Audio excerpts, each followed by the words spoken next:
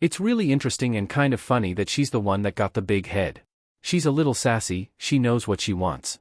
The 20-year-old ventriloquist and vocalist, Darci Lynne, recently performed for a famous America's Got Talent judge. Darci recently expressed her extreme displeasure with the treatment she received on a highly popular American talent program. "I used to feel so uninspired," she said. But now she's prepared to confront her oppressors. Guess which one of these judges is now embroiled in a case? I don't know what became of Darci Lynne. Come with us as we expose the surprising motives behind Darci Lynne's lawsuit against an AGT judge.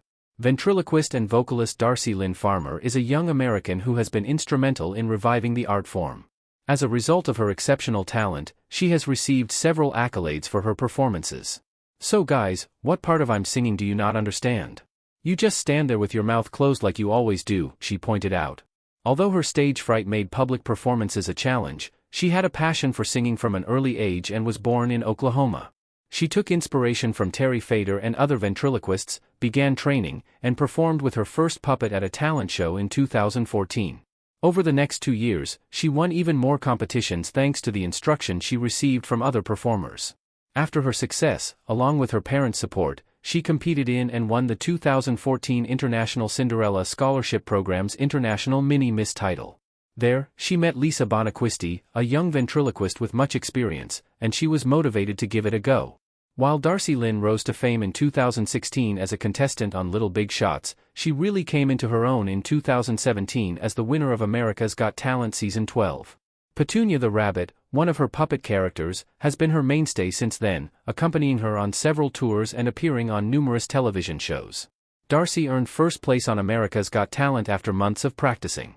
With advice from Bonaquisti, Gary Owen, a ventriloquism instructor who was impressed by her abilities, volunteered to assist with her training and eventually became her manager. Additionally, she started training with Tiana Plen, a voice coach. She took first place the next year in events such as Oklahoma Kids and Oklahoma's Got Talent's junior section.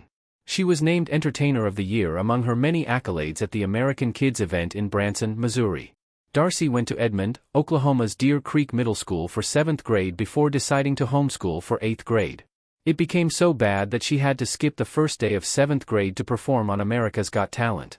As Darci's renown grew, she began to wow audiences outside of the classroom, which quickly altered her academic life. Nobody could have predicted the extent to which her abilities would propel her. Performing the energetic "I Want to Be a Cowboy Sweetheart" alongside her cowgirl puppet, Katie, Darci Lynne captivated audiences on Little Big Shots in March 2016, her first appearance in the spotlight. In July of that year, she became the first child ventriloquist in the 40-year history of the Vent Haven Convention to headline an evening show. She was the opening act for Todd Oliver and Kevin Johnson, two famous ventriloquists.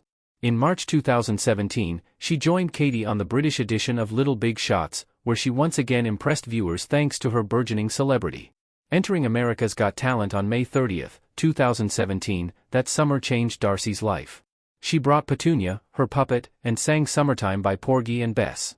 Judge Mel B's judgment was so decisive that Darci advanced to the quarterfinals thanks to Mel B's golden buzzer. It only took Darci 30 hours for her routine to become the most watched video in America's Got Talent history. In the end, it became the fourth most popular trending video of the year on YouTube. Performing Who's Loving You alongside her puppet Oscar in her subsequent live debut on America's Got Talent was equally remarkable. In the semifinals, Darci reused her puppet Edna Dornacher to sing the heartfelt "You Make Me Feel Like a Natural Woman."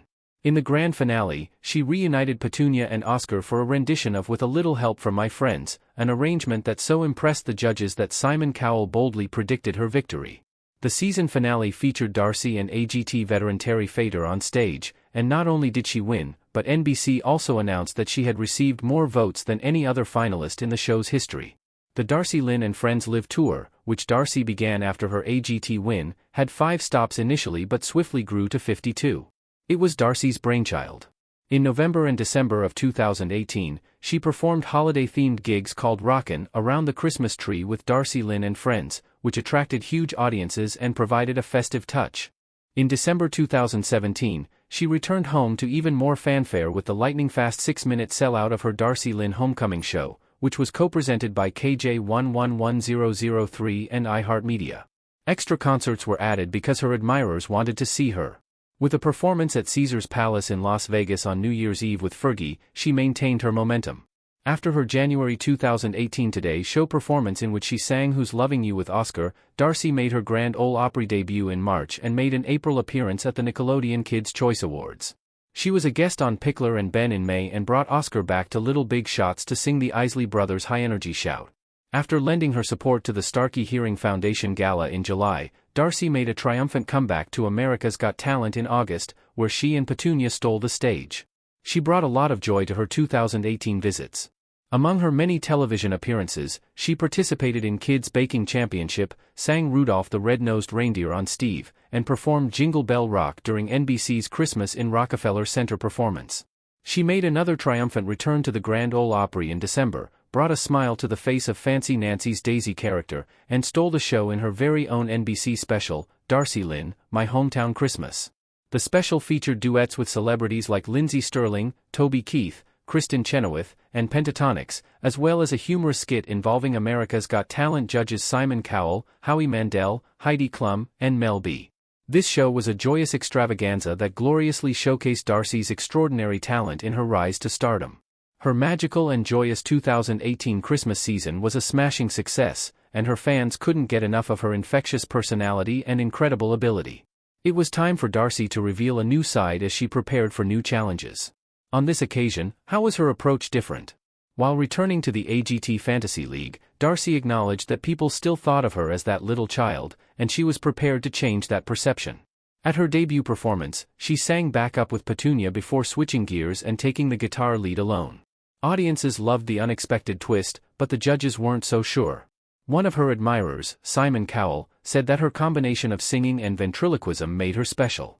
Darci made an even bolder move in the semi-finals, performing without her puppet. Singing her first original track, Push Our Luck, she declared her intention to go solo in the music industry. Heidi Klum praised her for following her gut, even as other judges still preferred her more conventional performances. Darci underscored her devotion to music, saying that singing had always been her calling and that she hoped to connect with listeners through her voice. Despite being eliminated after her semi-final performance, Darci had no regrets, assuring fans that singing had been her passion since childhood. She made it clear that ventriloquism was far from over, but she was eager to explore both her musical abilities and puppetry in future endeavors. While Darci Lynne looked forward to creatively combining her musical and ventriloquist abilities, others on America's Got Talent had far darker turns. Tragically, stunt performer Jonathan Goodwin was injured during a rehearsal in 2021 and is now fighting for his life. How did things go wrong, and why was legal action taken as a result of the incident? The creators of America's Got Talent have been involved in several legal disputes, but there is no proof that Darci Lynne Farmer has ever sued any of the judges on the program.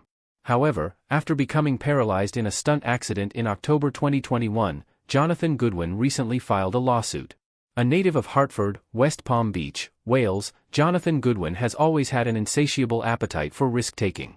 His appearances on Dirty Tricks, a Channel 4 show, highlighted his ability to withstand danger and launched him into escapology. He quickly became a regular on numerous TV programs, such as Monkey Magic, The 7 Stupidest Things to Escape From, and How Not to Become Shark Bait, in which he daringly led a Caribbean reef shark to attack him. After his appearance on Discovery Channel's One Way Out, where he and engineer Terry Stout took on extreme challenges, Goodwin's fame skyrocketed. His own series, The Incredible Mr. Goodwin, continued to showcase his daring feats, such as free-climbing skyscrapers. His mind-blowing stunts reached a climax on The Jonathan Ross Show, where he stunned viewers by lying on a bed of nails while smashing a breeze block on his chest. Goodwin's career soared after he shocked viewers with a buried-alive stunt on Britain's Got Talent and advanced to the finals. He later performed at the Luxor Hotel in Las Vegas, amazing audiences with complex bullwhip stunts and blindfolded crossbow routines. However, in October 2021, a life-changing event damaged Goodwin's spinal cord, ending his stunt-performing career.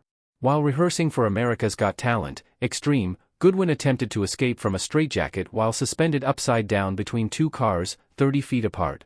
But then everything went horribly wrong. The cars slammed into him before catching fire.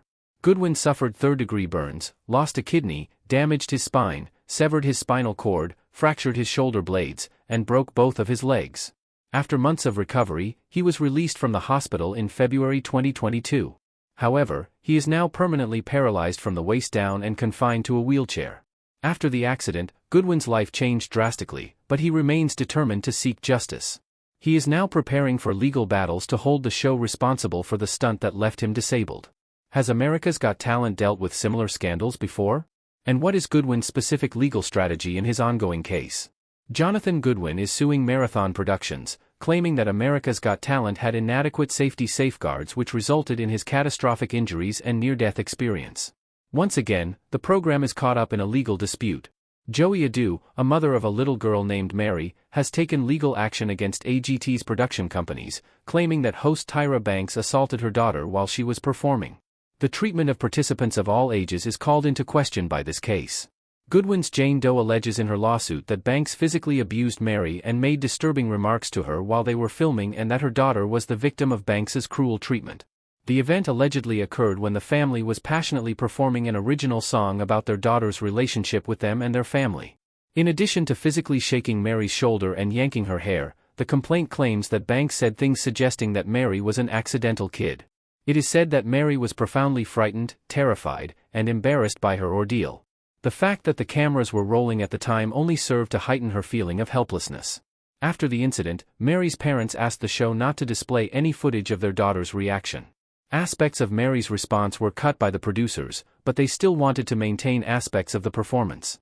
Jane Doe, whose lawyers are Elizabeth Young and Natalie Schneider, is requesting a damages trial by jury after being accused of assault, civil violence, and mental distress. The show's safety measures and the way contestants are treated have come under scrutiny due to this most recent incident and Goodwin's accusations.